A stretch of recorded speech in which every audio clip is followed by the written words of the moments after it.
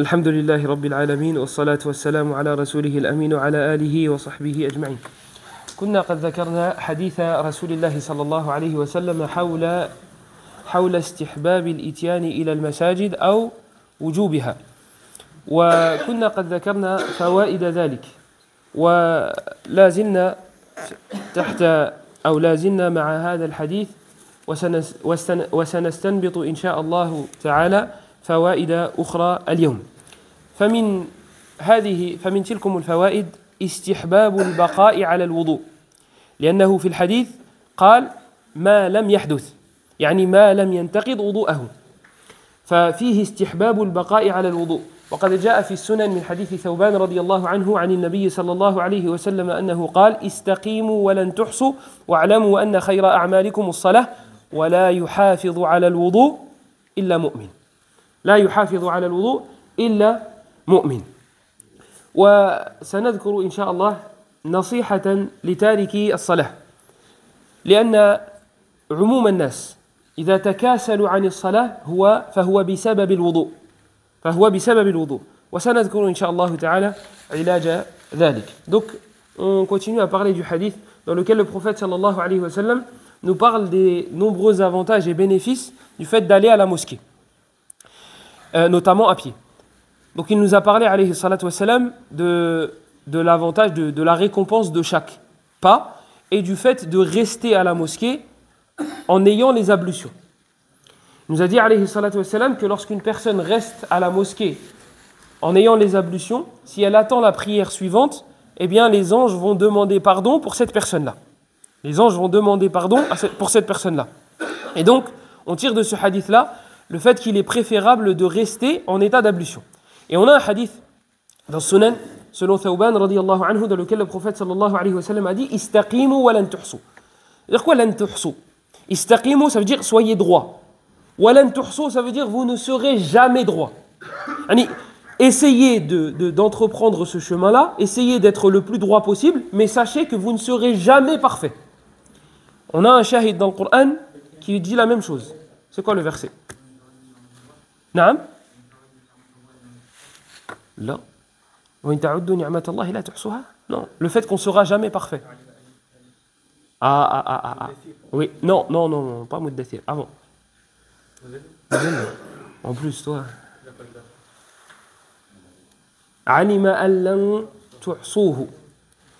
Il savait, yani Allah, que vous n'auriez jamais pu être parfait. C'est pas possible. Ce n'est pas possible. كما جاء في حديث حديث عبد الله بن عمر لو لم تذنبوا لذهب الله بكم ولا أتى بقوم ولا جاء بقوم يذنبون فيستغفرون الله فيغفر لهم.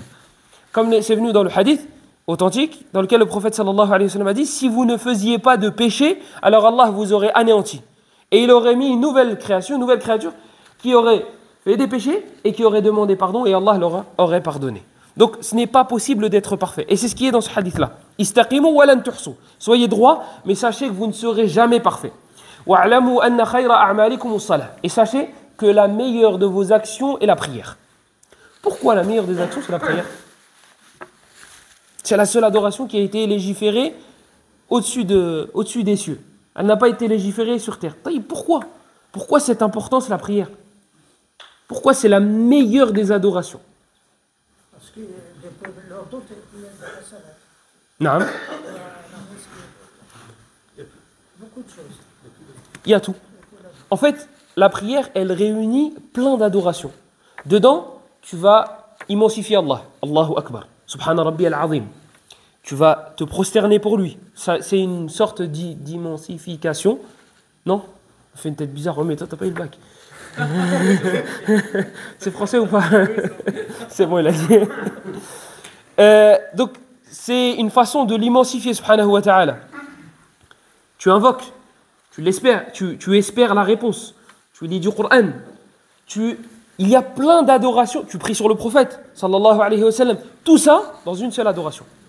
Tarjuh, wa takhaf, هذه في عبادة واحدة اجتمعت في عبادة واحدة الذل والخضوع والخشوع وقراءة القرآن والدعاء والرجاء هذه كلها في عبادة واحدة وهي الصلاة. هذا هو السبب الأول. السبب الثاني أنها تتكرر. فالذي يحافظ على هذه العبادة في أوقاتها هذه علامة على أنه يحب ربه سبحانه وتعالى. La deuxième des raisons, c'est que c'est une adoration qui se répète à un temps bien précis, bien restreint. C'est-à-dire que celui qui va être assidu à la faire dans son temps, tous les jours, ça prouve qu'il a un lien fort avec Allah. Ce n'est pas possible qu'il ait un lien. Et ça, tu peux le voir avec 24 heures. 24 heures devant toi, tu peux voir si la personne que tu côtoies est sérieuse ou non. La zakat, tu ne pourras pas voir si elle est sérieuse ou pas. Parce que c'est une fois dans l'année. Hajj, tu ne pourras pas voir si elle est sérieuse ou non. Parce que c'est une fois dans une vie. Et encore, si elle a les moyens financiers et les capacités physiques, etc., tu ne pourras pas déterminer le lien qu'elle a avec Allah, avec le Hajj, ou bien avec la zakat, ou bien avec la shahada. Qu'est-ce qui reste? Le jeûne. C'est une fois dans l'année. Et en général, les gens font le mois du Ramadan. Il reste une adoration. C'est ça là. Avec juste 24 heures, tu vas pouvoir déterminer si cette personne-là, elle est sérieuse ou non. Parce qu'elle a un rendez-vous, elle a 5 rendez-vous avec Allah, mais à un temps bien précis. Tu vas voir si elle est sérieuse ou non. Et donc, c'est ce qui prouve son importance aussi. C'est qu'elle se répète, mais à des temps bien déterminés. Tu es très restreint pour la faire. Donc ces deux éléments-là prouvent que la prière est la meilleure des adorations. Et d'ailleurs, c'est venu dans le hadith que le prophète sallallahu alayhi wa sallam, lorsqu'il était en train de mourir, il parlait de la salat. Et vous savez, lorsqu'on est malade, lorsque c'est lourd de parler, on ne va faire sortir que les choses les plus importantes de notre bouche. Toi, si tu as l'habitude de dire à ta femme, s'il te plaît, est-ce que tu peux me donner de l'eau, merci. Là, si tu es malade, tu vas dire l'eau. Voilà. Ça ne va pas aller plus loin. Bon, il y en a, même s'ils ne sont pas malades, ils disent l'eau. Mais, en général, si tu es bien éduqué, normalement, tu vas dire, s'il te plaît, est-ce que tu peux me passer l'eau? Maintenant, imagine, tu es malade. C'est lourd de parler pour toi. Qu'est-ce que tu vas faire? L'eau. Voilà. Tu vas aller droit au but. Parce que c'est lourd, tu es malade. Imagine-toi maintenant quelqu'un qui est en train d'agoniser. Quelqu'un, yu'ani min sakarat al-maut. Il est en train d'avoir les sakarat al-maut, les affres de la mort, l'agonie. Son âme, elle est en train de sortir. Cette personne-là ne va sortir de sa bouche, ne va émaner d'elle que les choses les plus importantes. Rasulullah sallallahu alayhi wa sallam ماذا قال؟ قال الصلاة وما ملكت أيمانكم. Il répétait la prière. Omar ibn al-Khattab, radiyallahu anhu. Quand il a été tué par qui? À Médine. Abu Lu'lu al-Majusi. Un des adorateurs du feu, il l'a planté dans le dos. Il lui a mis des coups de couteau. Quand ils ont vu l'état d'Omar, il s'est évanoui, tellement il a perdu du sang. D'ailleurs, il en a planté plusieurs. Hein. Il n'a pas planté que Omar. Quand Omar, radiyallahu anhu, il s'est fait poignarder plutôt que planter, c'est plus français, enfin c'est un petit peu plus, c'est un peu moins familier. Lorsqu'il s'est fait poignarder, il s'est évanoui parce qu'il avait perdu trop de sang. Son fils Abdullah ibn Omar et d'autres lui ont donné du lait. Donc, quand il s'est réveillé, ils lui ont donné du lait. Quand ils ont vu que le lait ressortait directement, ils savaient que c'était la fin. Ils savaient qu'il n'allait pas survivre. Ibn Omar, il vient de se faire poignarder. Le lait, il sort de son corps alors qu'il le boit. À quoi il pense? Asalla an-nas. Voilà ce qu'il a dit. Lui, il se réveille en sang. Il sait qu'il s'est fait poignarder. La question qui vient tout de suite, est-ce que les gens ont prié? Ama innahu la hadda fil islam liman taraka as-salah. Il a dit, est-ce que les gens ont prié? Ils ont dit oui, Amir al-Mu'minin. Il a dit, celui qui ne prie pas n'a aucune part de l'islam. Ne fait pas partie des musulmans. Certains l'ont rapporté comme étant un consensus des compagnons. Certains savants ont rapporté le consensus des compagnons. Les compagnons, entre eux, ils ne divergeaient pas sur le fait que celui qui délaissait la prière, même par paresse, était kafir. C'est très risqué. C'est très, très, très risqué. Donc Omar, radiyallahu anhu, lorsqu'il s'est réveillé, son seul ham, son seul problème, son seul angoisse, est-ce que les gens prient? Et ils lui ont dit oui. Alhamdulillah. Et après, on va finir l'histoire pour... Il était sur les genoux de son fils Abdullah. Omar, il lui dit Da' ra'si bil ard. Il lui dit mets ma tête par terre. Abdullah ibn Omar, il voit son père en train de mourir. Il le voit en train de saigner. Il ne veut pas le mettre par terre. Mais c'est son père qui lui a dit. Et vous connaissez Omar. Bon, il ne va pas lui trancher la... Voilà, mais il risque de s'énerver. Donc Abdullah ibn Omar, il s'exécute. Qu'est-ce qu'il fait? قال فجمعت ردائي فوضعته تحت رأسه. قال ضع رأسي بالأرض لا أم لك. ثم قال ويل عمر وويل لأمه إن لم يغفر الله لعمر. Abdullah, il voit son père dans cet état-là, il ne veut pas lui mettre sa tête par terre. Donc qu'est-ce qu'il fait? Il met un vêtement en dessous sa tête. Et il met la tête de son père dessus. Omar, il lui dit, malheur à toi, mets ma tête par terre. La ummalak, que ta mère te perde. Si on reprend l'expression exacte. Il lui dit, da' ra'si bil ard. Il lui a dit, mets ma tête par terre que ta mère te perde. Il dit, peut-être qu'Allah va me regarder et il va me faire miséricorde. Ensuite, il a dit, malheur à moi, malheur à Omar et malheur à sa mère si Allah ne lui pardonne pas. Donc, la prière, c'est le rukn, c'est le pilier le plus important. Shahada, pour rentrer dans l'islam, il te suffit d'une seule fois. Il te suffit d'une seule fois. Donc, la shahada, on enlève. Zakat, c'est pour ceux qui en ont la capacité. Celui qui n'en a pas les capacités, la zakat, elle s'enlève. Le hajj, c'est pour celui qui en a les capacités. Si tu ne l'as pas, tu l'enlèves. Saum, si tu n'as pas les capacités, tu l'enlèves. As-salah, tu ne peux pas la faire debout, tu l'as fait, tu t'assois. Tu t'assois, tu l'as fait, j'ai fui tu l'as fait assis parce que j'avais peur de assis ou assise. Assise, tu l'as fait assise. Assis? Assis. Donc tu l'as fait assis. Assise. La dernière fois, vous m'avez induit en erreur. Le dernier dars, vous m'avez induit en erreur. C'est la prière. La prière. C'est pas le prière. C'est le statut là. طيب إن لم يصلي قائما صلى جالسا. Voilà, comme ça c'est mieux. S'il ne peut pas la faire debout, alors il a fait jalisan. S'il ne peut pas la faire jalisan, yattaji'. Il l'a fait allongé. S'il ne peut pas la faire allongée, les savants ils ont même parlé du cas d'une personne qui, par exemple, elle serait prisonnière. Elle est attachée. Elle est attachée. Elle ne peut pas faire ses ablutions, elle ne peut pas bouger. Est-ce qu'elle doit quand même faire la prière si son temps entre? Ils ont dit oui, avec ses yeux. Il n'en a pas avec son cœur. Elle ne tombe jamais. Jamais, jamais, jamais. Salatul khawf, mata shuri'at. La prière de la peur, quand est-ce qu'elle a été légiférée? Fil jihad. Al-adou wa mamak. L'ennemi est en face de toi. L'ennemi veut ta peau. Tu dois prier. L'asr, tu le fais en son temps. Dhuhr, tu le fais en son temps. Tu le fais pas avec le waqt al-maghrib. Quand le prophète sallallahu alayhi wa sallam a combattu et que les mécréants l'ont, entre guillemets, obligé, l'ont poussé à faire salat al-asr avec salat al-maghrib, قال صلى الله عليه وسلم ملأ الله قبورهم وبيوتهم نارا كما شغلونا عن الصلاة الوسطى حتى غابت الشمس. Il a invoqué contre eux parce qu'ils l'ont préoccupé par rapport à la salat du asr, jusqu'à ce que son temps sorte. Là, on pourrait dire, oh, mais c'est le djihad, c'est pas grave. Non, as-salah, la prière.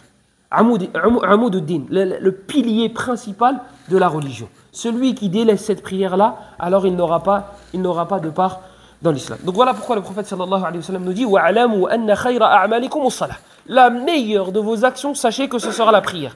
Et comme on avait dit précédemment, chez eux, al-munafiqun kanu yusallun, bal kanu yusalluna jama'atan. À leur époque, les hypocrites, ils priaient. C'est pas seulement ils priaient en groupe. Hadak al-munafiqun. Et on parle pas du petit nifaq, il ment de temps en temps, wa idha khasama fajar. Non, non. On parle des munafiqun, les kubara minhum, les grands. Parmi les hypocrites, ils assistaient à la prière. Pourquoi? Pour que les gens disent d'eux. Tu vois, eux, ils avaient cette motivation-là. Pour que les gens disent d'eux du bien. Toi, tu es croyant, alhamdoulilah, tu n'es pas hypocrite, et tu as la flemme de te lever pour Allah. Tu as la flemme de te lever pour Allah. Istaqimu wa lan tuhsu wa'lamu anna khayra a'malikum as-salah wa la yuhafidhu wa huna ash-shahid wa la yuhafidhu 'ala al-wudu'i illa mu'min. Et ne reste constant avec les ablutions qu'un croyant, yani qu'un véritable croyant. Qu'un véritable croyant. Et ici, je voulais faire une parenthèse par rapport justement à ceux qui délaissaient la prière. Avec ma petite expérience après avoir parlé avec plusieurs personnes qui ont la flemme de prier, le point qui revient le plus, l'élément qui revient le plus, c'est les ablutions. Ils n'ont pas la flemme de prier, ils ont la flemme de faire leurs ablutions. Parce que c'est ça qui, je vais mettre de l'eau, et vous savez, la génération de chochotte, il a la flemme de, voilà, que l'eau touche sa peau, et patati et patata. Donc, le problème, il est là. Et alhamdoulilah, quand on trouve le problème, on peut commencer à parler de remède. Des fois, la problématique, c'est qu'on n'arrive pas à trouver la maladie. Et pour trouver le remède, pour trouver le médicament adéquat, il faut trouver la maladie, il faut déterminer la maladie. Donc tu vas lui dire, oui, mais la prière, c'est important, etc., etc. Oui, mais peut-être que tu n'as pas mis le point là où... Le point principal, la chose qui revient très souvent, c'est l'histoire des ablutions. Moi, j'ai la flemme de faire mes ablutions. Alors, regardez. L'humain, il est comme ça. Quelle que soit la chose, il s'y habitue. Quelle que soit la chose. Il y a des choses, tu vas te dire, c'est impossible. Sauf qu'Allah a décrété que ça allait se passer comme ça. La mort d'un proche. Toi, tu te dis, moi, je ne pourrais pas survivre à la mort de... Et mettez le nom que vous voulez. Et Allah, il t'éprouve. Et tu patientes. Pourquoi? Parce que tu n'as pas le choix. Et plus le temps passe, plus tu te dis, ah bah en fait, c'est surmontable. C'est dur. Des fois, ça revient. Des fois, c'est un souvenir qui te... Mais tu t'y fais. Eh bien, les ablutions, c'est pas la mort d'un proche. C'est pas 250 kilos à pousser à chaque fois que tu vas sortir de la maison. C'est pas une bête énorme que tu dois affronter à chaque fois que tu sors du couloir. Les ablutions, c'est de l'eau que tu vas mettre sur ton corps. Alors regarde, pour t'habituer, lance-toi ce défi-là. Pendant 1 mois, tu restes constamment en état d'ablution. Je ne dis pas va pas aux toilettes. Va aux toilettes. Mais dès que tes ablutions sont annulées, tu refais l'eau d'eau. Et si tu vas aux toilettes 7 fois par jour, fais tes ablutions 7 fois par jour. Et je vais même te dire quelque chose. C'est mieux pour toi, si tu vas 7 fois aux toilettes, de refaire tes ablutions. Parce que tu vas t'habituer plus vite. S'il y en a un, il va 2 fois aux toilettes par jour, il va refaire ses ablutions que 2 fois. Toi, tu les auras fait 7 fois. Déjà, c'est des hasanat, c'est des péchés qui tombent. Mais en plus de ça, toi, tu auras acquéri plus de cardio. Exactement. Donc, tu vas t'habituer. Tu essayes comme ça pendant 1 mois. 1 mois, da'iman ma'al wudu. Toujours avec les ablutions. Et tu verras, après, ce sera facile. Et même quand l'heure du dhuhr ou du asr ou du maghrib va sonner, toi, tu n'auras pas tes ablutions à faire. Parce que tu as été, akramakumullah, aux toilettes et tu les as refaites directement. Là, c'est l'heure de dhuhr, je vais faire la prière directement. Et voilà. Et donc, ça deviendra beaucoup moins difficile pour toi de prier. Essaye, jarrib, wa satara an-nata'ija, insha'Allah tabaraka wa ta'ala. هنا مسألة أخرى تتعلق بالجماعة وهي المسألة أن الأفضل هو الأكثر عددا وليس المسجد الأقدم الأكثر عددا هو الأفضل لما ثبت في مسند الإمام أحمد وعند أبي داود في السنن من حديث أبي بن كعب رضي الله عنه أن النبي صلى الله عليه وسلم قال إن صلاة الرجل مع الرجل أزكى من صلاته وحده وصلاته مع الرجلين أزكى من صلاته مع الرجل وما كثر فهو أحب إلى الله تعالى. Un autre sujet qu'on peut aborder lorsqu'on parle du fait de prier en groupe. Est-ce que prier dans une ancienne mosquée, donc dans la mosquée qui est la plus ancienne, qui a été construite avant, est meilleur que le fait de prier dans une mosquée qui est nouvelle? Les savants ne regardent ni l'ancienneté de la mosquée, ni la modernité, ni le lustre il coûte combien, ce n'est pas ce qui... D'ailleurs, Ibn Taymiyyah, rahimahullah, lorsqu'il n'arrivait pas à comprendre un sujet dans la religion, il allait dans les mosquées abandonnées.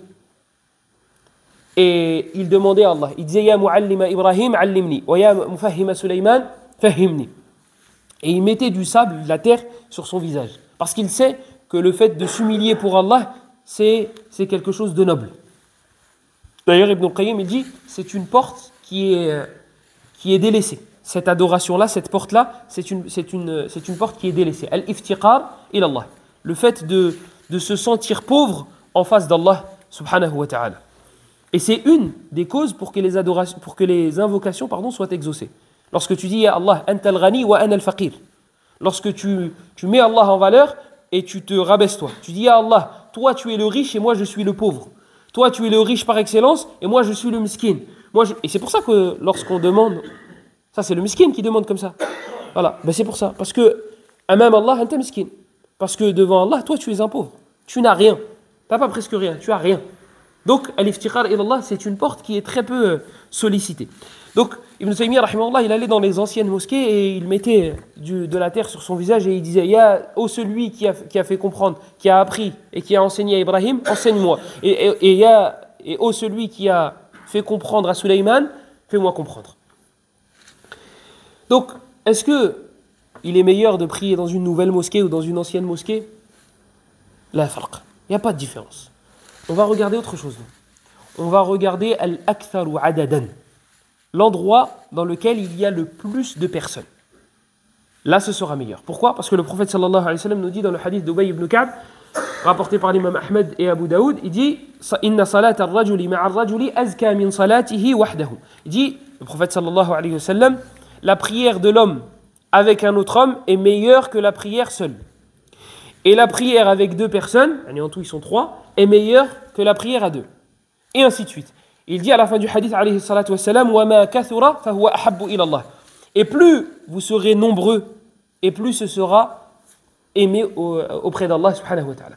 Pourquoi le fait de se concentrer sur le nombre est meilleur?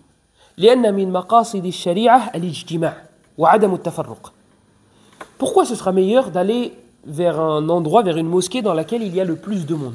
Parce que parmi les objectifs de sharia, parmi les objectifs de notre religion, le fait de se rassembler. Le fait de se rassembler et de ne pas se disperser et se diviser. Et là, on est obligé de mettre de mettre le doigt là où ça fait mal. Notre communauté. Comment elle est dispersée, comment elle est éparpillée, comment elle est... لماذا نهينا عن التفرق؟ لماذا نهينا عن التفرق؟ Pourquoi on a reçu l'interdiction de se diviser, à votre avis? Pourquoi Allah subhanahu wa ta'ala nous a interdit de nous diviser et de nous disperser, et de nous chamailler et de nous embrouiller? Pourquoi? Parce que les cœurs, c'est pas la même. Déjà, Parce qu'il y a des cœurs. ils affaiblis. Vous avez le verset dans Surat Al-Anfal.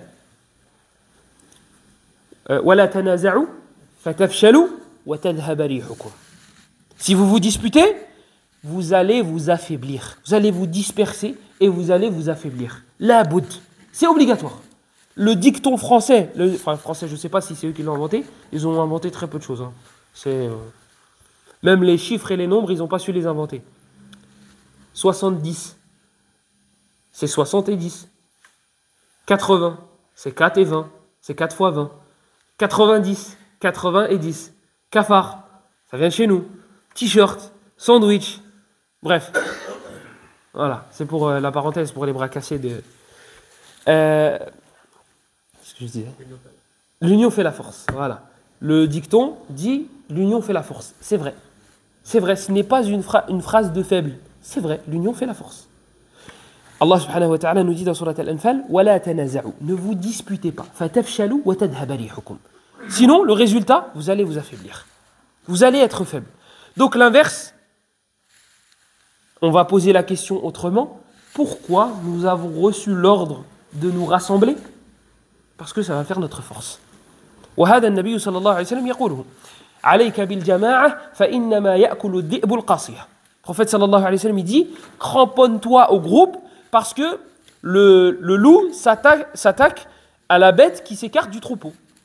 Un loup, s'il voit un troupeau de moutons, il ne va pas forcément foncer la tête baissée. Par contre, s'il voit un mouton partir, qu'est-ce qu'il va faire? Il va s'attaquer au groupe ou il va s'attaquer à la bête qui s'est écartée du groupe? Ça y est, c'est une proie facile. Eh bien, c'est ça. Les musulmans, nous sommes des proies faciles à cause de ça. Foulan, il n'est pas comme moi. Foulan, il ne met pas le même qamis que moi. Foulan, il ne parle pas comme moi. Foulan, et vous allez voir que je ne suis pas pour l'union à tout prix.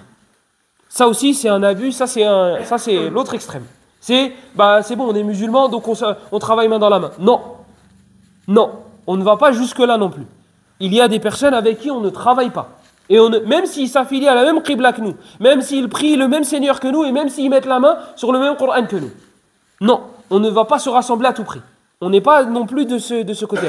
Mais, diverger parce que ton voisin il bouge son doigt dans la prière et toi tu ne le bouges pas. Ou bien parce que lorsqu'il dit Sami Allahu liman hamida, il remet ses mains sur la poitrine. Ou bien parce que lui, il n'aime pas ce cheikh-là et toi, tu en fais un idole. Lui, il aime un cheikh par contre, que lui, il déteste. Donc si tu ne dis pas comme lui, eh ben t'es comme l'autre. Man lam yukaffir al-kafir fahuwa kafir wa man lam yubaddi' al-mubtadi' fahuwa mubtadi'. Hadihi hiya allati farraqatna. Et il est là.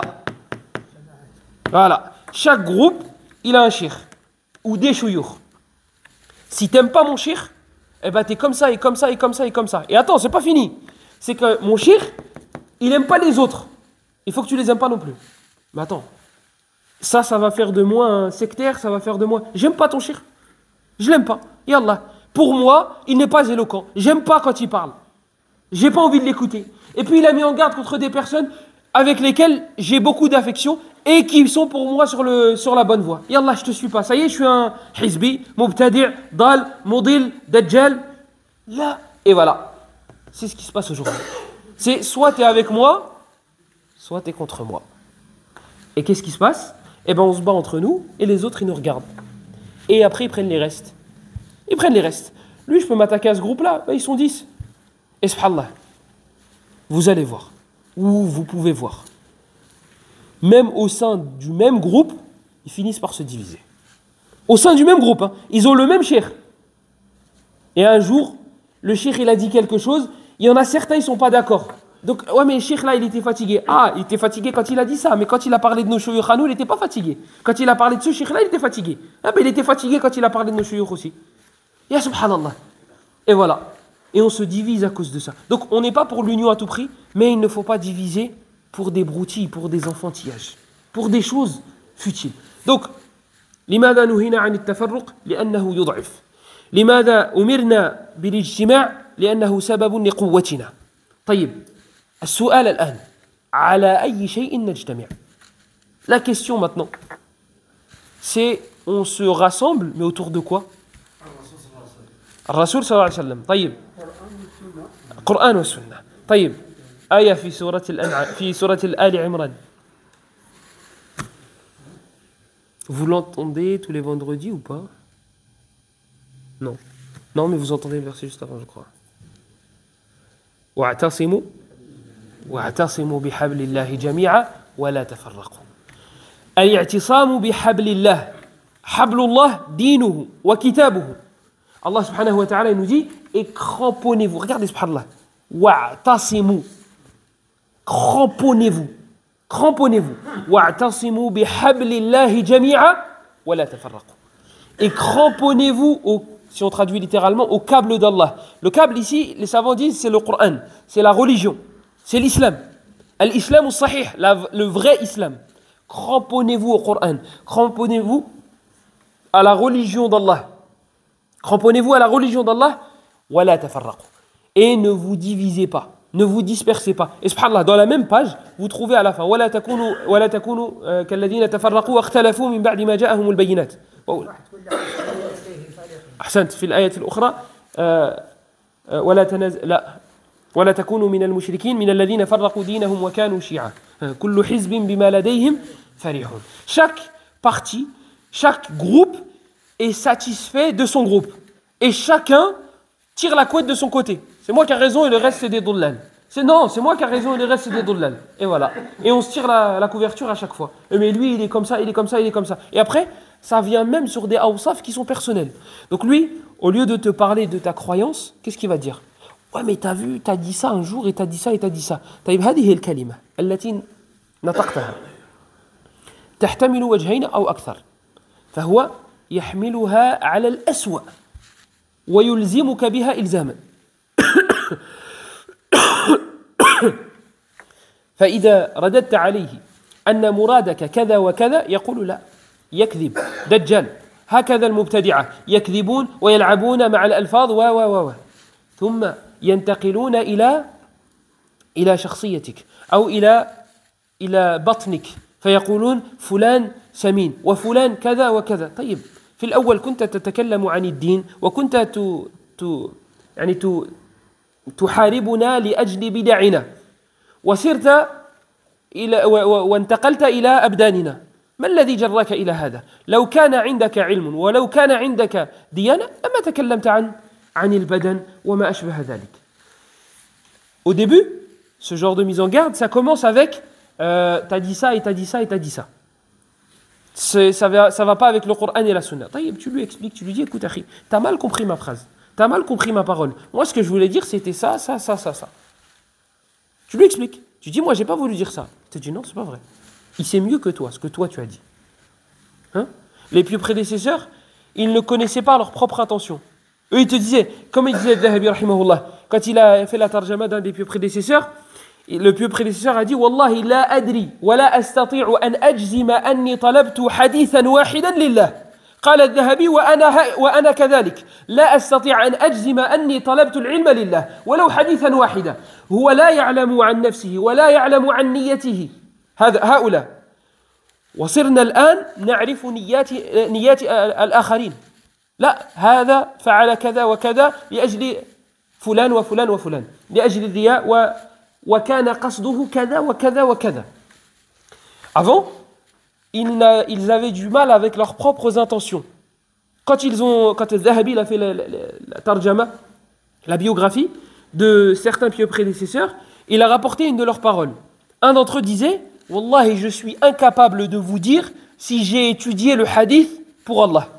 Si je ne l'ai pas fait par ostentation, je suis incapable de vous dire ça. J'oserais pas dire ça. » Zahabi il dit « Wallahi, moi aussi. Moi non plus, je suis incapable de vous dire j'ai étudié pour Allah. » Donc eux, leurs propres intentions, ils la remettaient en question. Eux, ils ne savaient pas si eux-mêmes étaient sincères. Aujourd'hui, il connaît mieux ton intention que toi. C'est pas son intention à lui, il connaît mieux ton intention à toi. Toi, tu dis, voilà, j'ai dit ça parce que. Et mon objectif, c'était de dire, non, c'est pas vrai. Tu as dit ça parce que tu dis, oui, mais c'est mon intention. Comme tu, oui, c'est ton intention, mais je sais. Et de toute façon, les innovateurs, ils mentent et ils jouent sur les mots. Quand tu mens et tu joues sur les mots, c'est que tu as peur de la personne qui est en face. On a peur de qui? Et on a peur de quoi? Qu'est-ce que tu vas faire? Tu vas mettre en garde. Tu vas mettre Cheikh Al-Fawzan a dit et après tu vas mettre un orage et tu vas dire regarde, Cheikh Al-Fawzan, il te connaît même pas, Yahri. Il te connaît même pas. Lui, il parle d'un autre truc qui a rien à voir et il met un éclair et un orage et après il te dit celui qui nous cache celui qui nous cache ses innovations ne pourra pas nous cacher ses fréquentations. Cette fameuse phrase. Et il te ramène comme ça des paroles qui ne sont pas dans leur contexte. Bien sûr que c'est des grands savants qui l'ont dit, mais dans quel contexte? À qui ils l'ont dit? À quelle époque ils l'ont dit? Et puis ce cheikh là en question, Wallahi, là où sa'altahu, si tu posais la question à ce cheikh, que tu as mis juste avant l'éclair ou l'orage, si tu lui dis écoute, ya cheikh, il y en a un, il t'a mis dans une vidéo parce que Foulan il a dit ça, il va te dire Allah hidik. Et c'est arrivé. Ils ont contacté les mashayikh à qui se retrouvent dans ce genre de montage. Ils ont dit Wallahi, on n'a jamais dit ça pour cela. Donc c'est une khiyana, c'est une trahison de passer par ce genre de méthodologie. Donc la divergence aujourd'hui elle est futile. Elle est sur des choses, Wallahi, si vous fouillez, personnelles. C'est des querelles personnelles. C'est Foulan, un jour, il m'a pas dit salam alors que j'étais, un jour, il m'a appelé par mon prénom et il m'a pas dit shir. Et un jour, il a pas dit shir quand il a cité shir Foulan alors que c'est l'allama, c'est ça. C'est pour ça qu'on se bat. Des embrouilles d'enfants. Quand tu as ton fils de 4 ans qui s'embrouille avec celui de 3 ans, tu fais la morale à celui de 4 ans. Tu dis, mais pourquoi? Il est plus petit que toi. Pourquoi vous embrouillez? Ah, parce qu'il a pris mon jouet. Mais prête-lui. Eh bien, c'est la même chose. Lui, il n'a pas dit shir quand il a parlé de Foulan. Et lui, il ne valide pas shir Foulan. Taïb, ton shir, il a besoin que je le valide. Tu as aussi peu d'estime. Wallahi, j'ai déjà fait des entretiens pour travailler dans des mosquées ou dans des écoles. Les questions, c'était, qu'est-ce que tu penses de shir Foulan, Foulan et Foulan? Mais tu ne me connais pas. Tu ne me connais pas, ce n'est pas les questions que tu dois me poser. Qu'est-ce que je pense des attributs d'Allah? Qu'est-ce que je pense d'Abou Bakr, Omar et Uthman? Ça vient, mais après. Al-aham fal-aham. C'est le plus important d'abord. Qu'est-ce que tu penses de Cheikh Foulan et Foulan et Foulan? Ils te disent, oui, mais à l'époque de l'imam Ahmed, il testait les gens avec l'imam Ahmed. Ah, taïeb ya akhi, Ahmed ibn Hanbal. Ahmed ibn Hanbal, ne le mets pas à côté de ton cheikh. S'il te plaît, tu es en train de le ridiculiser. Tu es en train de ridiculiser ton cheikh. Parce qu'on va mettre les deux biographies à côté. Il y a des gens qui ont des uqul. Il y a des gens qui savent lire. Il reste encore des gens intelligents. On va mettre Ahmed ibn Hanbal et on va mettre ton cheikh. Et tu vas voir le farq baynahuma. Hada huwa min at-tafarruq al-madhmum. Ça fait partie de la mauvaise divergence. Tu ne suis pas mon cheikh, donc tu es mauvais, etc., etc. Bien sûr, les kulli maqamin maqal. Bien sûr, chaque situation a son discours qui lui convient. Il y a certaines personnes, oui, on va mettre en garde contre elles. Et on n'acceptera pas de divergence. Maintenant, il y a des savants, ils ont dit du bien de lui. Et il y en a d'autres, ils ont dit du mal de lui. Et lorsque tu fouilles dans le pourquoi du comment, tu vois que la personne n'a pas dit ces choses-là. Elle n'a pas fait ce qui lui a été reproché. Qu'est-ce que je dois faire? Je dois baisser la tête et dire Sami'na wa ata'na? C'est ça que je dois faire? Moi, dans ma sahifa, dans mon livre, dans mon compteur de Hasanat, Cheikh Foulan, il ne va pas venir me voir. Ah bah oui, c'est moi qui vais prendre la responsabilité. Là, moi, dans mon livre d'action, je ne veux pas voir Foulan Mubtadi'. Moi, je ne veux pas, dans mon livre d'action, dire... Une fois, il y a un frère qui m'a contacté, par mail, et il m'a dit, qu'est-ce que tu penses de l'innovateur Foulan et Foulan? Des innovateurs Foulan et Foulan. La question, elle est dans la réponse. qu'est-ce que tu penses? C'est comme si tu me disais, qu'est-ce que tu penses d'acheter la maison à riba qui est haram? Ah, tu viens de répondre. Tu viens de me dire que c'est haram. Tu as affirmé que c'était haram. Qu'est-ce que tu vas faire avec ce que je pense? Donc il m'a dit, qu'est-ce que tu penses de tel innovateur et tel innovateur? Qu'est-ce que tu vas faire avec ce que je pense? Qu'est-ce que tu vas faire? Toi, tu considères que c'est des innovateurs? Eh bien, n'écoute pas. Si tu veux entendre de ma bouche, Foulan, c'est un innovateur, ya akhi, إذا كنت لا أدين الله بهذا فلن تستطيع أن تجبرني على ذلك. Si tu veux entendre de ma bouche, tel c'est un innovateur, si je n'ai pas cette croyance-là, je ne le dirai pas. Même si ton cher Foulan, il le dit, et il dit Ilyas ibn Foulan, de telle ville, c'est un innovateur parce que. Après, tu mets un orage. Je ne le dirai pas. Je ne le dirai pas. Parce que Hadadin, ça c'est une religion. Je ne vais pas suivre tel et tel et tel, et après je vais me retrouver devant Allah avec mon livre d'action, Foulan Mubtadi', Foulan Mubtadi', Foulan Mubtadi'. C'est ça ta religion? Matin, midi et soir, tel c'est un innovateur et tel c'est un innovateur, et si tu te trompes sur un seul nom, on te raye de la liste. C'est fini. T'es pas avec nous, t'es contre nous, comme on a dit tout à l'heure. Ce n'est pas ça le din. Ce n'est pas ça la religion. Et puis ce bab là, cette porte là, qu'ils appellent Jarh wa Ta'dil, qu'ils appellent comme ça. Et ça, plusieurs savants ont dit Jarh wa Ta'dil, c'est faire ruwat al-hadith. Mais vas-y, c'est istilahat. Ils vont dire c'est nasiha, etc. Il n'y a pas de problème. Lorsque tu fouilles dans le tarikh, لم يتكلم في هذا الباب إلا فحول أهل العلم إلا الكبار منهم ويعدون على الأصابع. Lorsque tu fouilles dans l'histoire et que tu regardes qui est-ce qui a parlé, qui est-ce qui a osé se mettre au devant de la scène et dire écoutez, vous écoutez pas celui-là, vous écoutez pas celui-là, vous écoutez pas celui-là. Ce qu'ils appellent Jarh wa Ta'dil ou bien Nasiha, etc., etc. Qui est-ce qui a osé parler dans ces domaines-là? Fouillez. Vous allez voir des grands savants. Des grands savants. C'est tout. Beaucoup parmi les savants, beaucoup parmi eux, ne rentrez pas dans cette porte-là. Ne rentrez pas dans ce chapitre-là. Parce que ce n'était pas pour tout le monde. Vous savez pourquoi? Parce que lorsque tu parles de quelqu'un, il y a ton ego qui rentre en jeu. Et tu ne parles plus pour din. Tu ne parles plus pour la religion. Tu parles pour ton ego. Il y a des gens, subhanallah, chaque dars, chaque cours, chaque prise de parole, il est obligé de dire un nom. Obligé, c'est une maladie. On dirait qu'il fait des cauchemars de ces personnes-là. Il est obligé de dire Foulan, c'est un innovateur. Vous avez vu comment il a fait Foulan? Après, il va te parler d'un sujet qui n'a rien à voir. Il va dire, ça me fait penser à l'autre là. Ça ne t'a pas fait penser. C'est juste que tu le vois quand tu dors. C'est ça. Et Akhi, contente-toi du minimum. Balance la chose, dis ce que tu as à dire, et après, contente-toi du minimum. Al-Dhahabi, rahimahullah, il disait Al-kalamu fi rijal la yajuzu illa li tammi al-ma'rifati tammi al-wara'. Il disait, Al-Dhahabi, rahimahullah, qui fait partie des savants de ce bab-là, de ce chapitre-là, entre guillemets, de cette matière-là.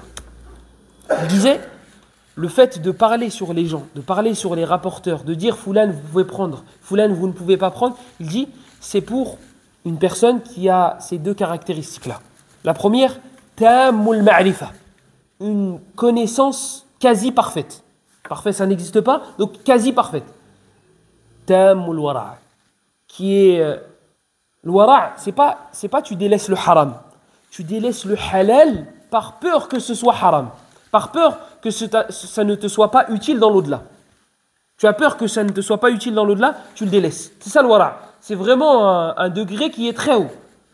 Bien, Zahabi, il te dit, ceux qui ont le droit de parler dans ce domaine-là, ce sont ces gens-là. Aujourd'hui, il a un micro, il a une barbe, il a une chéchia, il dit Cheikh Foulan il est bon, celui-là il est bon, et celui-là il est bon, et celui-là il est pas bon, et celui-là il est pas bon, ben c'est bon. Ça y est, il peut parler. Et il est validé par toute l'équipe. Hein? Il est agréé chez les membres. Ça y est.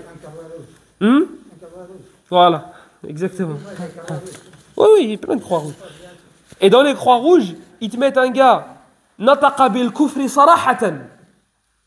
Dans cette croix rouge, dans la grande mise en garde, dans des fiches comme ça, ils te mettent des gars qui ont prononcé des paroles de kufr, des paroles de mécréance, à côté d'un gars qui n'est pas d'accord avec eux sur 2-3 points. Foulan, il te dit France Akbar. Ils te le mettent à côté d'un gars qui dit écoute, moi, Cheikh Foulan, je l'aime pas. Moi, je le suis pas. Tu les mets à côté? Billah alayk. Hada nataqa bil kufr. Lui, là, celui-là, ce truc, il a prononcé du kufr, de la mécréance. Tu le mets à côté d'un gars qui n'est pas d'accord avec toi sur des petits points. Sur lui, je vois que c'est un innovateur et sur lui, je vois que c'est pas un innovateur. Lui, il sait pas allonger une phrase en français. Une. Il sait pas. Hada, il parle bien de l'arabe, il parle bien le français. Et il a quelques petites divergences avec toi. Hada, il connaît le Coran. Hada, son nom, je sais pas si... Et tu les mets à côté et tu les mets dans la même image. Il connaît les histoires, il parle que des histoires. Oui, Qissas. Ouais, ils disent que c'est des gens qui font que raconter des histoires. Et le Qissas, chez les salafs, ils étaient très mal vus. Sauf que le Qissas, quand tu reviens, je crois que c'est Suyuti, ou bien Ibn al-Jawzi, mais je crois que c'est Suyuti, qui a un livre, il te dit que le Qissas, leur problème, c'est qu'ils racontaient tout. يعني ils ne faisaient pas la différence. لا يميزون بين الصحيح والضعيف بين السقيم فلهذا كان علماء السلف يحذرون منهم. ولكن الذين تحذرون منهم ليسوا كذلك. Les Qissas contre lesquels les pieux prédécesseurs mettaient en garde, c'était des gens qui ne faisaient pas la différence entre les choses authentiques et les choses qui ne l'étaient pas. Ils appellent ça Hatibul Layl. C'est quelqu'un qui va... C'est une image. Ils disent c'est quelqu'un qui va ramasser du bois dans la nuit. Mais si tu ramasses du bois dans la nuit, quand il n'y a pas de lumière, tu vas confondre les bâtons et les serpents. Donc il va tout ramasser. Et le problème, c'est s'il ramasse un serpent, il risque de se... Eh bien, les Qissas, ceux qui racontaient des histoires, eh bien, leur problème, c'était qu'ils rapportaient tout. Sahih et da'if. Les hadiths qui étaient authentiques et les hadiths qui étaient faibles. Et donc, c'était l'image du serpent, les hadiths faibles. Lorsque tu assistais à leurs cours, bah, tu revenais avec des hadiths qui étaient faibles et avec des hadiths qui étaient authentiques, et ils ne faisaient pas la différence. Donc, ils appelaient ça des Qissas. Mais ceux qui sont à notre époque, bien sûr, il y en a, mais pas tous. Mais nous, on leur colle ces étiquettes-là, comme il a fait Pharaon avec Moussa et Haroun. Comme ça, tu fuis. Tu dis, Qalu in hadan la sahiran. Ils ont dit, ces deux-là sont des sorciers. Toi, tu entends sahir, tu dis, oh, a'udhu billah. Ben, eux, c'est ce qu'ils font. Mubtadi', dal, mudil, dajjal, etc., etc. Ça m'a fait penser à une histoire par rapport aux hadiths faibles. L'imam Ahmed, rahimahullah, était avec son acolyte Yahya ibn Ma'in. Et Yahya ibn Ma'in, il l'appelle Imam al-Jarh wa al-Ta'dil. Il l'appelle l'imam par excellence. Parce que oui, bien sûr que c'est une science. Nous, on dénonce le roulou, on dénonce l'abus dedans. Mais cette science-là existe.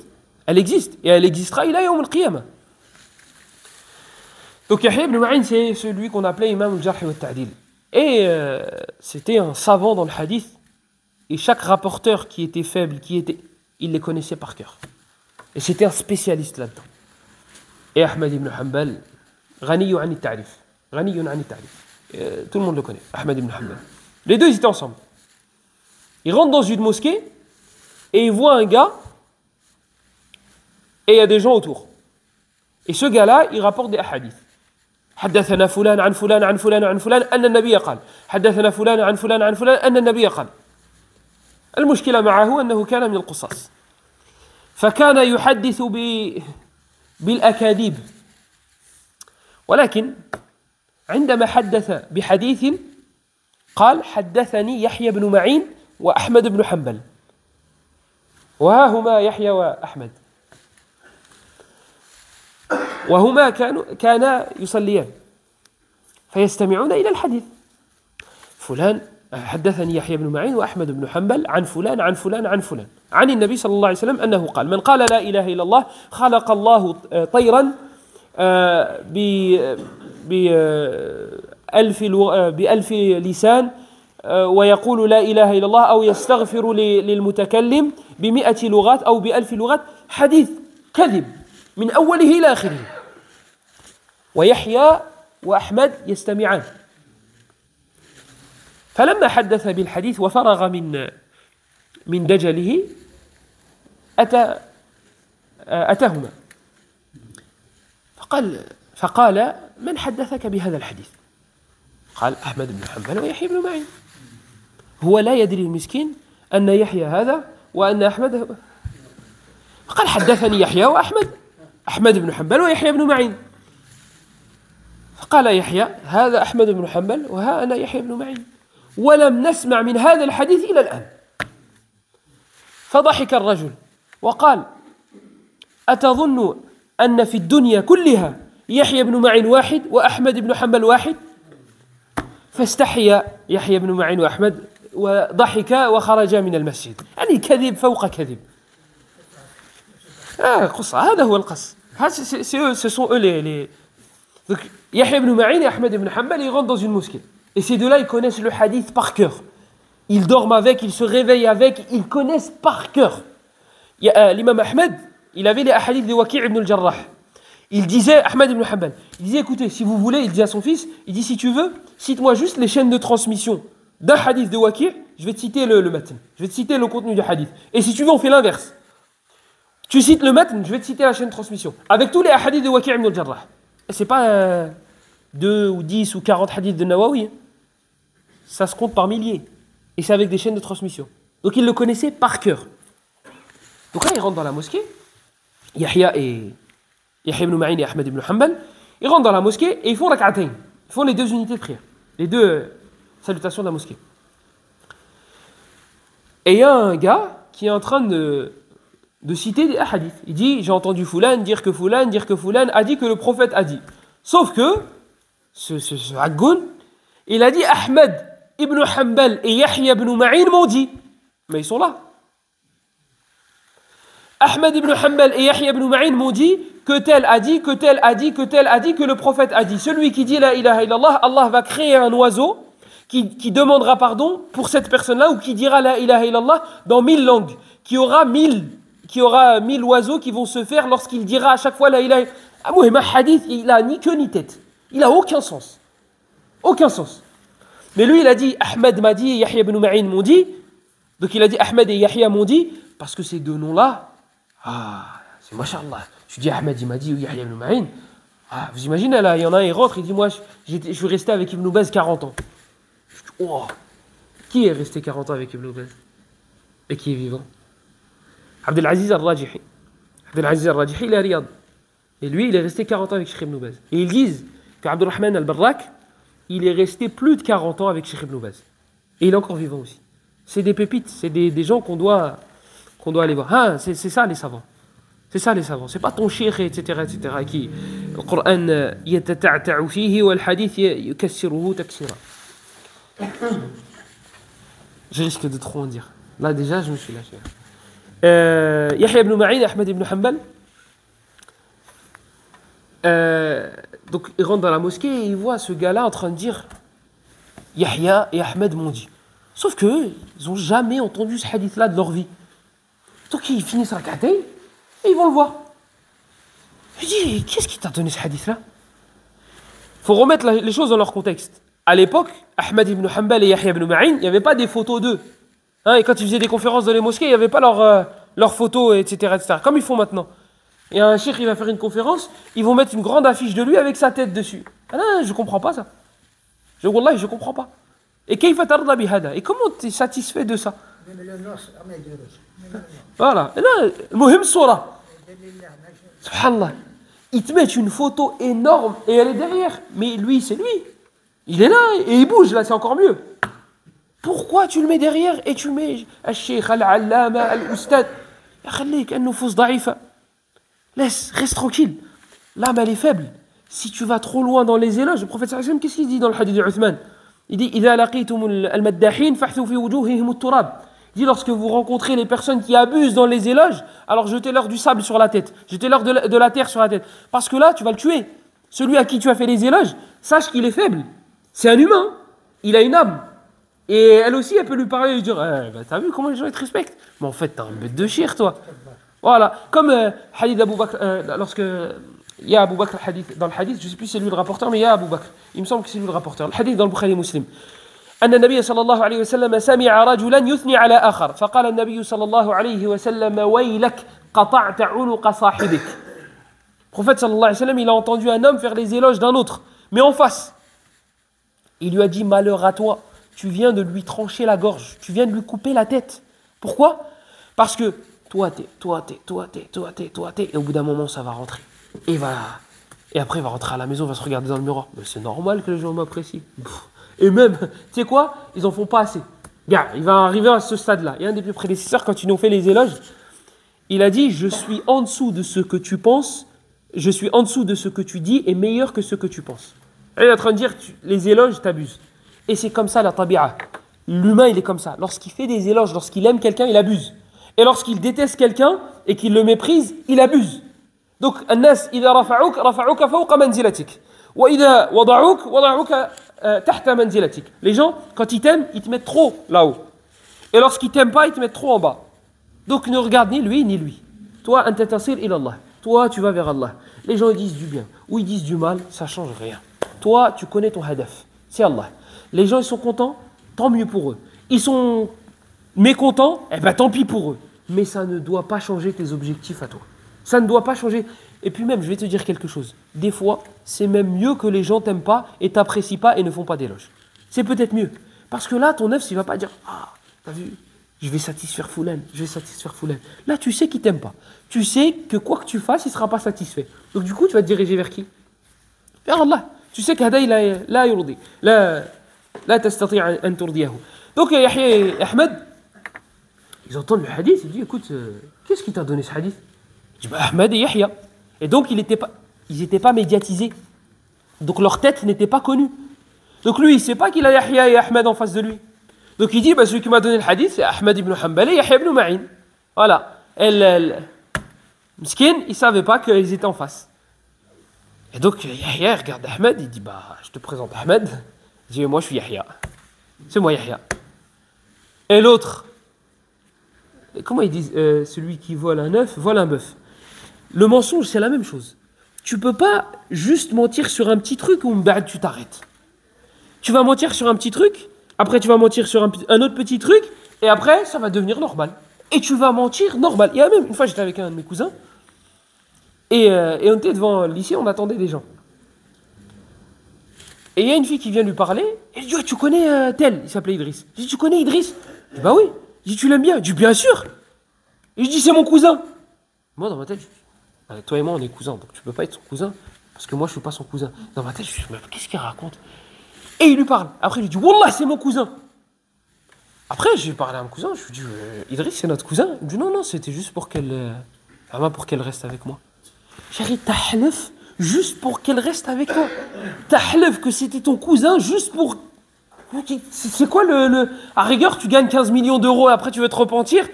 Bon, je vais comprendre. Je vais pas adhérer, mais je vais comprendre. Mais là, c'était quoi l'enjeu? Qu'est-ce que tu as gagné à dire Wallah, c'est mon cousin? Donc, c'est ça. Tu vas mentir sur un petit truc. Au début, tu vas voir le péché comme étant immense. Donc, tu vas dire astaghfirullah, astaghfirullah, astaghfirullah. Si tu n'as pas ce réflexe de astaghfirullah, tu vas te dire vas-y, c'est pas grave. Et après, tu vas faire un deuxième, un troisième, jusqu'au jour où tu te réveilles et tu te dis en fait, je mens sur des bêtes de trucs. Ça y est, c'est devenu une habitude. Comme il disait dans le hadith d'Anas ibn Malik.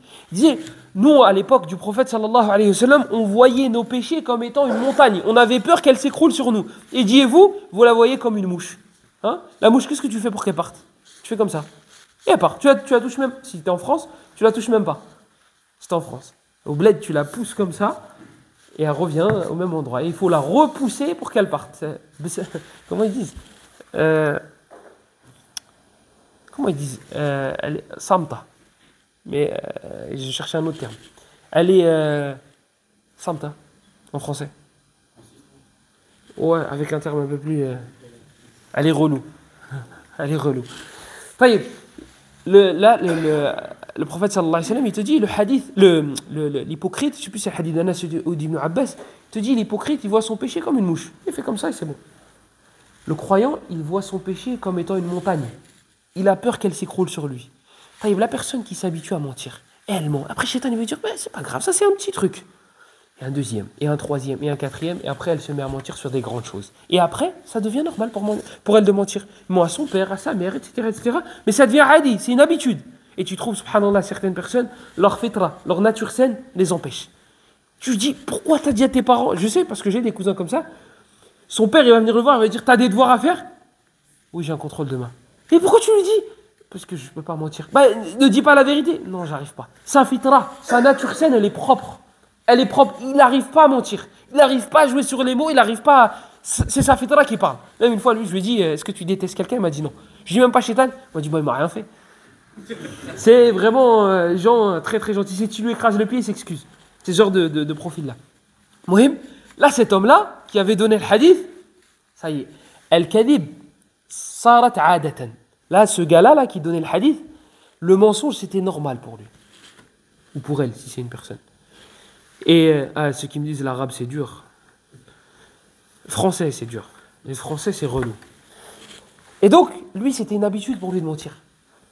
Et donc là, Yahya et Ahmed, ils disent, écoute, lui, c'est Yahya, je suis Ahmed, ou l'inverse.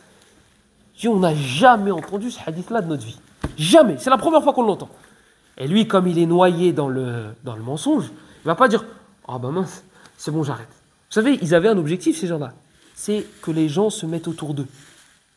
Et s'ils peuvent, en plus de ça, ramasser de l'argent, ah, ça y est. Parce que, je vais te donner du hadith, vas-y, donne. Et ils posaient de l'argent. Des fois même, ils se mettaient devant la mosquée et ils inventaient des hadiths. S'il était commerçant et qu'il vendait des pastèques, eh ben, il te disait, le prophète a dit, Haddathana fulan an fulan an fulan, anna nabiy sallallahu alayhi wa sallam qal, celui qui mange des pastèques, il rentrera au paradis.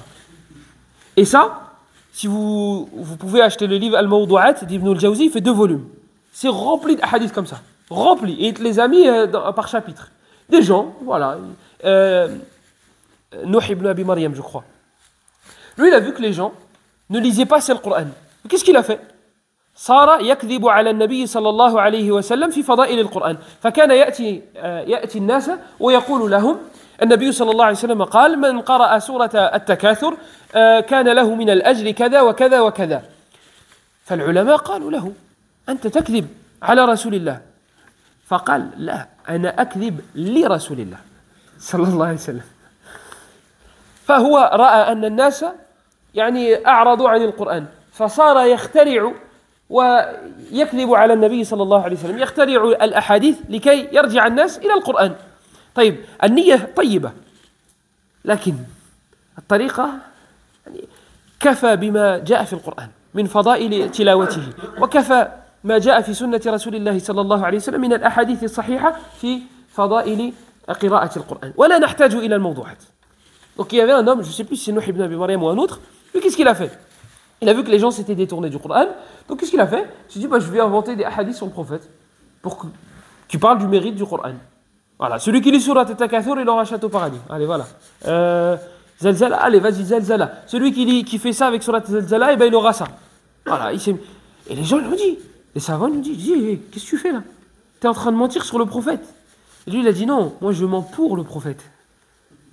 Moi, je mens pour le prophète. Je ne mens pas contre le prophète. Dis-moi, je mens pour que les gens lisent le Coran.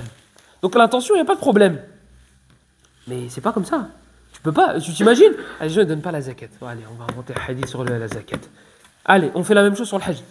Mais notre religion, elle va être transformée, elle va être altérée au bout de on va finir comme les gens du livre. Et une version ça, une version qui dit ça, une version qui dit ça. Les 4 elles disent des choses contradictoires. On va finir comme ça, comme Ahlul Kitab. Ala kulli hal, le gars, il ne peut pas dire, ouais, excusez les gars, j'ai menti. Donc qu'est-ce qu'il a dit? Il a dit, vous pensez que des Yahya ibn Ma'in et des Ahmed ibn Hanbal, il n'y en a qu'un sur terre? Il dit, لقد حدثت عن 1000 أو 100 يحيى ibn Ma'in ou Ahmed ibn Hanbal. Il dit, moi, j'ai rencontré plus de 100 professeurs qui s'appelaient Yahya ibn Ma'in et qui s'appelaient Ahmed ibn Hanbal. Et c'est impossible. C'est impossible. Mais lui, comme il est noyé dans les péchés, comme il est noyé dans le mensonge, ça y est, vous savez, c'est comme vous allez dans l'océan et vous allez dans les profondeurs. Ça y est, vous êtes trop bas pour monter. Vous allez vous noyer. Le temps que tu remontes, ça y est, l'âme, elle aura quitté ton corps. Donc, qu'est-ce que tu fais? Tu restes au fond. Voilà, je mens. Et ça devient quelque chose de normal. هذا والله أعلم وصلى الله وسلم وبارك على نبينا محمد وعلى آله وصحبه أجمعين سبحانك اللهم وبحمدك أشهد أن لا إله إلا أنت نستغفرك ونتوب إليك وبارك الله فيكم. الكذب